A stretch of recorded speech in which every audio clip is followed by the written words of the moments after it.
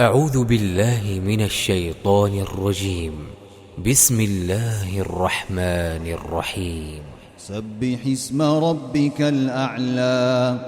الذي خلق فسوى والذي قدر فهدى والذي أخرج المرعى فجعله غثاء أحوى سنقرئك فلا تنسى إلا ما شاء الله إنه يعلم الجهر وما يخفى ونيسرك لليسرى فذكر إن نفعت الذكرى سيذكر من يخشى ويتجنبها الأشقى الذي يصلى النار الكبرى ثم لا يموت فيها ولا يحيا قد أفلح من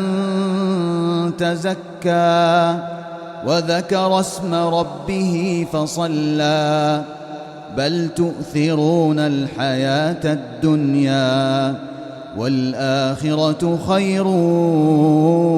وأبقى إن هذا لفي الصحف الأولى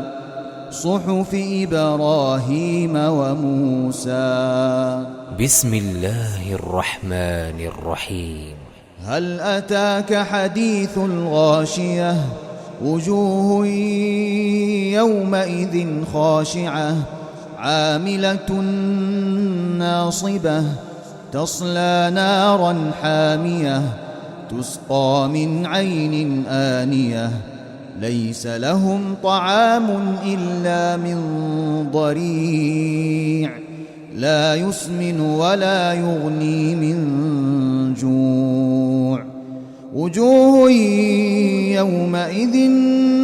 ناعمة لسعيها راضية في جنة عالية لا تسمع فيها لاغية فيها عين جارية فيها سرر مرفوعة وأكواب موضوعة ونمارق مصفوفة وزرابي مبثوثة أفلا ينظرون إلى الإبل كيف خلقت وإلى السماء كيف رفعت وإلى الجبال كيف نصبت وإلى الأرض كيف سطحت فذكر إنما أنت مذكر لست عليهم بمسيطر إلا من تولى وكفر فيعذبه الله العذاب الأكبر إن إلينا إيابهم ثم إن علينا حسابهم. بسم الله الرحمن الرحيم. والفجر وليال عشر والشفع والوتر والليل إذا يسر هل في ذلك قسم لذي حجر ألم تر كيف فعل ربك بعاد إرم ذات العماد التي لم يخلق مثلها في البلاد وثمود الذين جابوا الصخر بالواد وفرعون ذي الأوتاد الذين طغوا في البلاد فأكثروا فيها الفساد فصب عليهم ربك سوط عذاب إن ربك لبالمرصاد فأما الإنسان إذا ما ابتلاه ربه فأكرمه ونعمه فيقول ربي أكرمن وأما إذا ما ابتلاه فقدر عليه رزقه فيقول ربي أهانن كلا بل لا تكرمون اليتيم ولا تحاضون على طعام المسكين وتأكلون التراث أكلا لما وتحبون المال حبا جما كلا إذا دكت الأرض دكا دكا وجاء ربك والملك صفا صفا وجيء يومئذ بجهنم